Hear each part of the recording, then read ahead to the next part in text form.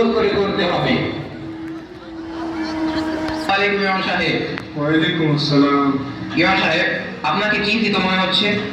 হ্যাঁ মাস্টার, স্বাধীনতার এত বছর পরেও দেশটা আর ঠিক হলো না। সালাম আলাইকুম। ওয়ালাইকুম আসসালাম। আরে রফিক মিয়া, তাড়াহুড়া করে কোথায় যাও? তোমার মেয়ে তো স্কুলে আসে না কয়েকদিন যাবত ধরে।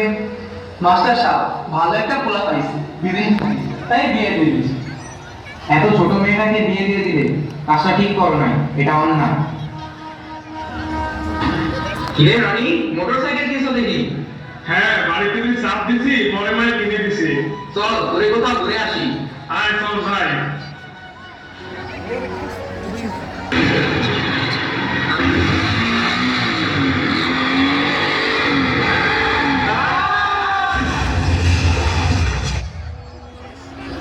চাচি, ও চাচি, রনি আর সুমির মোটরসাইকেল অ্যাক্সিডেন্ট করছে, দুইজনই মরে গেছে।